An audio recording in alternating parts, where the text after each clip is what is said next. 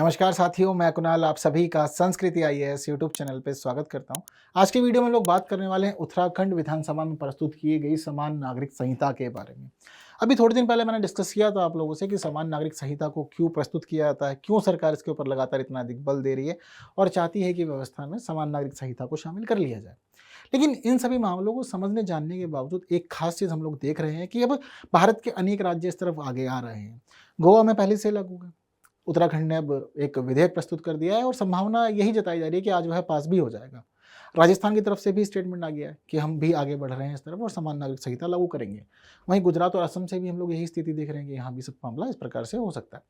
तो इस विषय पर जरूरी है कि हम लोग समझते हैं एक बार कि किस प्रकार से उत्तराखंड विधानसभा में एक विधेयक प्रस्तुत किया गया और उस विधेयक में क्या क्या खास बातें शामिल है और आने वाले समय में उत्तराखंड में कैसी व्यवस्था हो जाएगी सभी लोगों के लिए।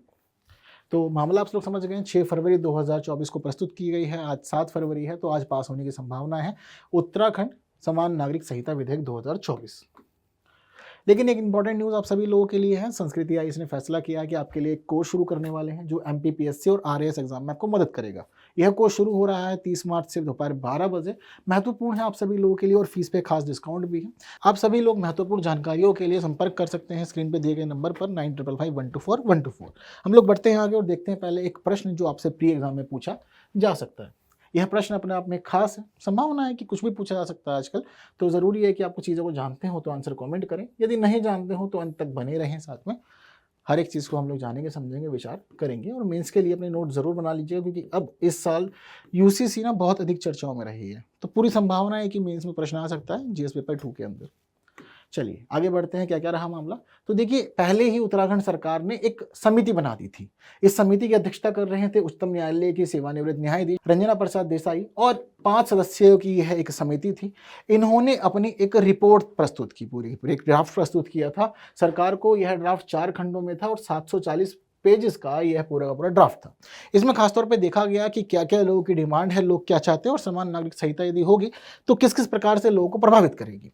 इन सभी चीज़ों को जानने के लिए इन्होंने ऑनलाइन मोड पर 2.33 लाख रिटर्न में फीडबैक प्राप्त किए, साथ साथ 70 से अधिक सार्वजनिक मंचों का आयोजन किया और बहुत सारे लोगों से बातचीत की, जाना उनका क्या क्या विचार है, क्या क्या वह चाहते हो, किस प्रकार से व्यवस्था प्रभावित हो पाएगी। यह जो यूसीसी तैयार किया है मुख्य रूप से यह जुड़ रहा है भारतीय उत्तराधिकार अधिनियम 1924 से। काफ़ी महत्वपूर्ण बातें इन्होंने उत्तराधिकार से संबंधित भी इस विधेयक में की है। तो ज़रूरी है कि हम देखें, जाने, समझें कि किन किन सेक्टर्स को इन्होंने हिट किया है और कौन कौन से विचारों को उसमें शामिल किया गया है। समान नागरिक संहिता दरअसल होती क्या है, सबसे पहले हम यह जान लेते हैं। समान नाम में ही है इसकी, मतलब जितने भी नागरिक हैं हमारे पास में हर एक मामले में समान है। खास तौर पे इसमें जो खास पहलू हिट होता है वह धार्मिक होता है। हम लोग देखते हैं कि धर्म के अकॉर्डिंग चीज़ें बदल जाती हैं। अलग अलग धर्म की अलग अलग मान्यताएं हैं, अलग अलग चीज़ों को स्वीकार करते हैं। कुछ लोग विवाह की उम्र कम मानते हैं, कुछ लोग ज़्यादा मानते हैं। कुछ लोग एक विवाह में विश्वास करते हैं, कुछ लोग एक से अधिक विवाह में विश्वास करते हैं। कुछ लोग के पास बाकी और अलग अलग मामलों में भी अलग अलग स्थितियाँ बनी हुई हैं। तो समान नागरिक संहिता को लागू करने का जो मुख्य उद्देश्य होता है वह होता है कि सभी नागरिकों को एक समान बना देना। यानी कि आप किसी भी धर्म से हैं, किसी भी संप्रदाय से हैं, किसी भी समुदाय से हैं, आप राज्य में किसी भी क्षेत्र में रह रहे हैं, अब आप सभी के लिए एक ही यूनिफॉर्म लॉ रहेगा। आपको हर एक चीज़ अब जो भी करनी होगी वह इसके अकॉर्डिंग ही करनी होगी। तो इसी वजह से यह उत्तराखंड में अब हम देखेंगे कि जल्द ही लागू हो जाएगा। यह कानून सभी के लिए समान है, धर्म की परवाह किए बिना सभी नागरिकों को एक सेम व्यवस्था देता है, चाहे विवाह हो, चाहे तलाक हो, चाहे गोद लेने का अधिकार हो, विरासत का अधिकार हो या उत्तराधिकार का अधिकार हो। हर एक चीज़ के मामले में या व्यक्तिगत अन्य मामलों में सभी चीज़ों को नियंत्रित कर दिया जाता है एक ही कानून के तहत। वर्तमान में विविध व्यक्तिगत कानून बने हुए हैं हमारे देश में, अलग अलग मामलों के लिए अलग अलग कानून है। इसलिए ज़रूरी था कि एक यूनिफॉर्म लॉ बनाया जाए, एक ही कानून हो और सभी पहलुओं की वह अकेले ही बात कर ले और सभी लोगों को जोड़ दे। यह जो समान नागरिक संहिता उत्तराखंड विधेयक 2024 है, इसमें 392 धाराएं हैं और उत्तराधिकार से संबंधित ही इसके अंदर 328 धाराएं हैं। यह हम चीज़ें इसमें देख पा रहे हैं। इस विधेयक को मुख्य रूप से केंद्रित किया गया है महिला अधिकारों के संरक्षण के ऊपर। हम लोग हमेशा से ये देखते हैं कि महिलाओं के साथ शुरुआत से ही अन्याय हुआ है, भेदभावपूर्ण स्थिति का उन्हें सामना करना पड़ा है और अनेक मामलों में उन्हें बहुत सारे अधिकारों से वंचित रहना पड़ा है। इसका रीज़न कोई कानून नहीं है, इसका रीज़न सामाजिक मान्यता है। हम लोग हर एक चीज़ पहले से ही मान के चल रहे होते हैं कि यह ऐसी होगी। अगर आप कन्या हैं, अगर आप लड़की हैं तो आपको जीवन में ये स्थिति का सामना करना पड़ेगा। अगर आप लड़के हैं तो आपको ये स्थिति का सामना करना पड़ा होगा। बचपन में घर घर सब खेलते थे, क्या होता था उसके अंदर, एक लड़का एक लड़की जनरली रहते थे। लड़की को पता होता था कि हमें इतना ही काम करना है, घर संभालना है, कपड़े धोने, बर्तन धोने, और बचपन से ही ना ब्रेन प्रिपेयर किया जाता था इन सभी चीज़ों के लिए। लड़के को पता होता था कि हाँ जैसे जैसे बड़े होंगे कुछ करो या ना करो लेकिन काम करना है। एक लड़की आप बिहा के अपने घर में लाओगे, उसके बाद परिवार का पालन पोषण करोगे, बाद में कुछ बच्चे हो जाएंगे और फिर उसके बाद जिंदगी बस ऐसे ही चलती रहेगी, कार्यक्रम खत्म। यही सब चीज़ें सिखाई जाती है। तो महिलाओं के साथ में बहुत अधिक चीज़ों को लेकर के हमेशा से ही रहा है कि आपके फेवर में चीज़ें नहीं हैं, आपको बहिष्कृत समाज का एक सामना करना पड़ता था, अलग अलग मामलों में अलग अलग धारणाओं का सामना करना पड़ता था। बहुत सारी स्थितियाँ ऐसी होती थी कि महिलाओं को अशुद्ध मान लिया जाता था, अपवित्र मान लिया जाता था, और इतना तक भी कि अपने पति के साथ ऐसी स्थिति हो गई है, पति मर जाता था तो उसको बहुत अधिक गलत निगाहों से दिखाया जाता था। ये सभी चीज़ें हमारे समाज का हिस्सा रही है। तो महिलाओं को बहुत अधिक चुनौतियों को झेलना पड़ा है अब तक पिछले समाज में। अब चीज़ें बदल रही हैं पर अभी भी आवश्यकता है बहुत चीज़ें बदल जाने की, क्योंकि आज भी महिलाएं हमारे देश में सेफ नहीं है। तो इसीलिए इन्होंने प्रॉपर सिस्टम बनाया है और महिला अधिकारों के संरक्षण के लिए विधेयक को तैयार किया है। 192 पृष्ठों के इस विधेयक को 4 खंडों में बांट दिया गया है। 4 खंडों में शामिल है विवाह और विवाह विच्छेद यानी कि तलाक, उत्तराधिकार संबंधी कानून, सहवासी संबंध यानी कि लिव इन रिलेशनशिप के ऊपर भी इन्होंने खास बातचीत की है। इसके अलावा विविध कुछ और इधर उधर की बातें, यह सभी इसमें इन्होंने कर लिया है। तो इस प्रकार से 4 अलग अलग खंडों में विभाजित है और इससे जुड़ी हुई बात हम लोग जानते समझते हैं कि क्या क्या व्यवस्था की गई है। सबसे पहली बात हम लोग करते हैं विवाह और तलाक के बारे में। इस कानून में स्पष्ट कर दिया गया है कि देखिए पूरे राज्य के अंदर लड़कियों की जो विवाह की उम्र है वह 18 वर्ष है। अब आप किसी भी धर्म के हैं, किसी भी समुदाय के हैं, किसी भी क्षेत्र में रह रहे हैं राज्य में, अगर लड़की की उम्र 18 होगी तो ही आप उसके विवाह कर पाएंगे। 18 वर्ष से कम उम्र पे अब कभी भी राज्य में लड़कियों का विवाह नहीं होगा। अब बहुत सारे लोग खुरापाती हैं, वो सोचते हैं कि दूसरे राज्यों में आगे कर लेंगे। आपके डॉक्यूमेंट उस राज्य में रहेंगे, यदि कोई भी गड़बड़ पाई जाती है तो फिर आपके खिलाफ कानूनी कार्रवाई होगी।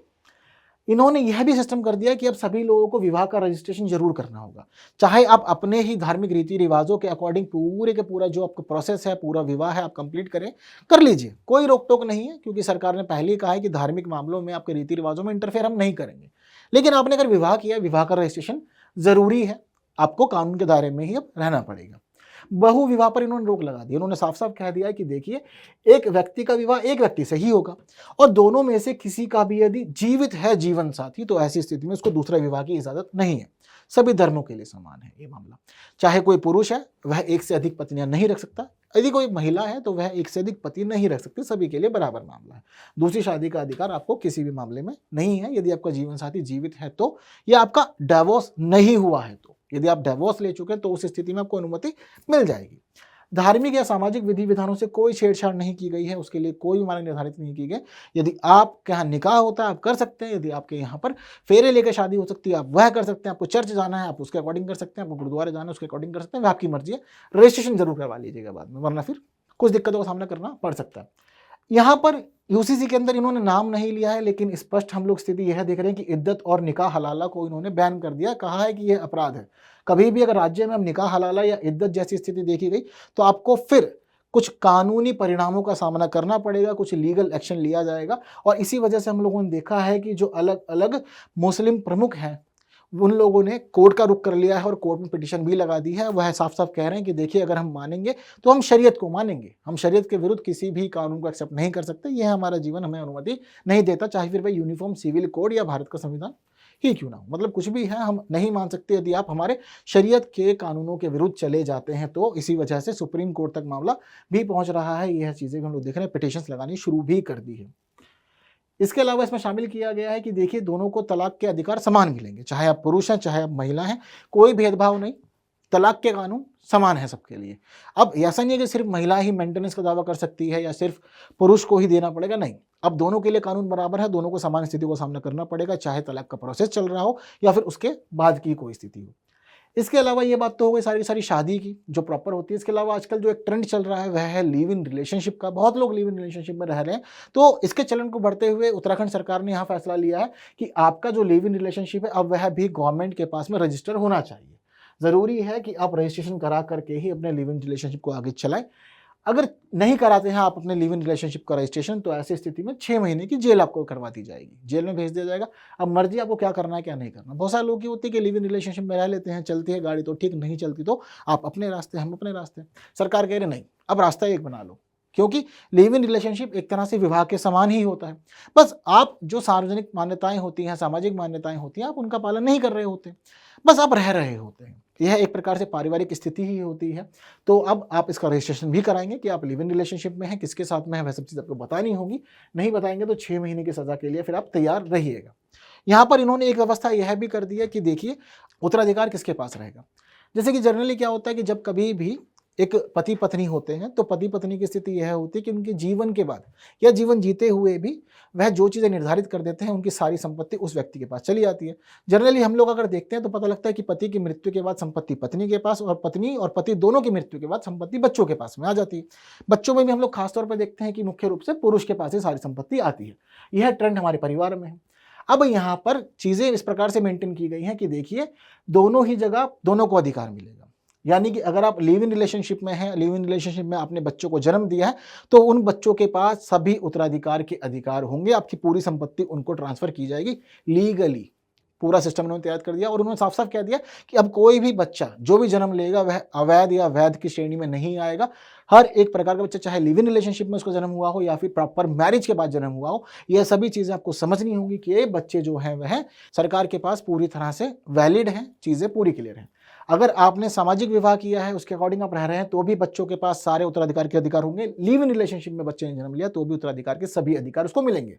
ऐसी स्थिति में हम दोनों ही जगह देखेंगे कि चाहे आपके यहाँ पे पुत्र हो या फिर आपके यहाँ पर पुत्रियां हो, कोई ये सभी चीज़ें मैटर नहीं करती। दोनों ही बच्चों के पास में या दोनों ही जेंडर के बच्चों के पास में आपकी संपत्ति के मामले में समान अधिकार होंगे और आपकी संपत्ति बराबर बराबर बांटी जाएगी।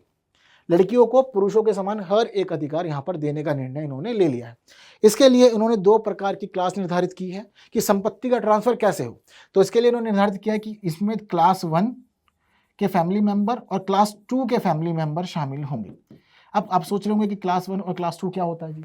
तो देखिए, मान लीजिए कि जो सामाजिक ट्रेंड है, जो नॉर्मल चला आ रहा है, वह यही है कि पिता की संपत्ति या जो भी चली आ रही है हमारी, वह बच्चों के पास ही ट्रांसफर होती है। यह फिक्स है। अगर हम पारिवारिक संपत्ति का ट्रांसफर देखें तो इस प्रकार से ही होता है कि पिता की मृत्यु के बाद में वाइफ के पास में, वाइफ की मृत्यु के बाद में बच्चों के पास में, बच्चों से उनके बच्चों के पास में, इस प्रकार धीरे धीरे चीज चल रही होती है। तो इन्होंने यहाँ पर सिस्टम किया कि मान लीजिए कि कोई व्यक्ति है, अगर उसके पास में क्लास 1 के अपने खुद के उत्तराधिकारी मौजूद हैं, उसकी अपनी बीवी है, अपने बच्चे हैं, तो ऐसी स्थिति में जो भी संपत्ति रहेंगी वह उनको ही ट्रांसफर की जाएगी। लेकिन कोई व्यक्ति ऐसा हो कि उसके पास अपनी कोई संतान ना हो, पति पत्नी ही हो अकेले, और दोनों की मृत्यु हो जाए, तो उस स्थिति में क्या होगा? सरकार संपत्ति जब्त कर लेगी? नहीं। उस स्थिति में इन्होंने फैसला लिया कि क्लास 2 के जो आपके रिलेटिव होंगे उनके पास हर एक चीज़ पहुंचा दी जाएगी। इसमें आप किसी को भी ले सकते हैं, भाई बहन हो गए, चाचा ताऊ हो गए, ठीक है, या इसके अलावा मामा वगैरह का नाम भी इसमें शामिल है। तो इस प्रकार से आप क्लास 2 के रिलेशनशिप में चीज़ों को ट्रांसफर कर सकते हैं। इसमें यह भी प्रावधान किया गया कि मान लीजिए कि आपके पास क्लास 1 और क्लास 2 दोनों के ही किसी प्रकार से कोई रिलेटिव नहीं है, तो उन्होंने कहा है कि आपके जीवन में जो सबसे करीबी इंसान आपका होगा उसके पास सारी संपत्ति ट्रांसफर कर दी जाएगी बाद में। यह इन्होंने प्रावधान कर दिया है। तो इस प्रकार से उत्तराधिकार के नियम निर्धारित है। इसमें एक फैसला इन्होंने यह भी लिया है कि मान लीजिए कि आपका पुत्र अगर हत्यारा है, तो हत्यारे पुत्र को संपत्ति से वंचित करने का अधिकार माता पिता को दे दिया गया है। यदि वह चाहते हैं कि उसके बच्चे को चीज़ें ना मिले तो बिल्कुल आप इसके लिए वसीयत कर सकते हैं और चीज़ों को आगे बढ़ा सकते हैं। यहाँ पर यह अधिकार मिला गया है कि किसी कोई भी व्यक्ति अपनी संपदा, उसके पास जितनी भी प्रॉपर्टी है, जो भी चीज़ें हैं, वह वसीयत करके किसी भी व्यक्ति के नाम पे कर सकता है। ऐसा नहीं है कि आप सिर्फ अपने बच्चों को ही देंगे, अपनी बीवी को ही देंगे, नहीं। अगर कोई व्यक्ति और है जिसको आप देना चाहते हैं तो बिल्कुल आप उसके लिए वसीयत कर सकते हैं और हर एक चीज़ उस व्यक्ति तक पहुंचा सकते हैं जैसा भी आप देना चाहें। और यह भी अधिकार है कि आप जीवित रहते हुए अपनी वसीयत को कितनी ही बार बदल सकते हैं। इसके लिए कोई बाउंडेशन नहीं है। व्यक्ति अगर मर गया है तो उसकी वसीयत को नहीं बदला जाएगा। यदि व्यक्ति जीवित है तो वह अपने जीवन में कभी भी अपनी वसीयत को बदल सकता है। यह उसको अधिकार दे दिया गया है। इस पूरे के पूरे यूसीसी की खास बात यह है कि इसमें कोई भी प्रावधान जो है वह अनुसूचित जनजातियों के लिए नहीं बनाया गया है। अनुसूचित जनजाति के सभी लोगों को बाहर रख दिया गया है हर एक मानक से। यह सभी चीज़ें इन्होंने भी क्लियर कर दी है। ठीक है, तो यह सारी महत्वपूर्ण बातें हैं जो निर्धारित की गई हैं उत्तराखंड राज्य सरकार के द्वारा यूनिफॉर्म सिविल कोड के रूप में, और पूरे राज्य में अब इस प्रकार से ही व्यवस्था चलेगी यह कानून लागू हो जाने के बाद में। बेहद महत्वपूर्ण है अपने आप में। इसकी सभी चीज़ें बहुत अधिक खास है। हालांकि अलग अलग समुदाय के द्वारा, अलग अलग लोगों के द्वारा आलोचनाएं की जा रही हैं। जैसे कि मुस्लिम समुदाय की क्या प्रतिक्रिया थी वह मैंने आपको बता ही दी है।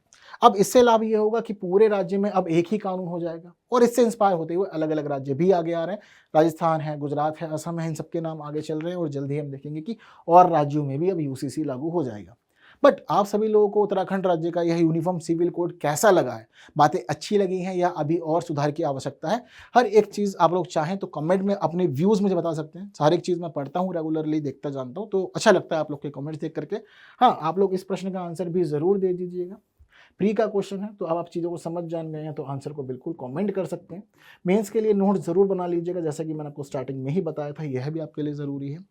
और वीडियो पसंद आई तो बाकी साथियों तक ज़रूर शेयर कीजिएगा। जितनी महत्वपूर्ण बातें थी मैंने आप लोग को बता दी हैं, तो ये पूरी वीडियो बाकी साथियों तक ज़रूर शेयर करें, वीडियो को लाइक किए बिना नहीं जाएँ।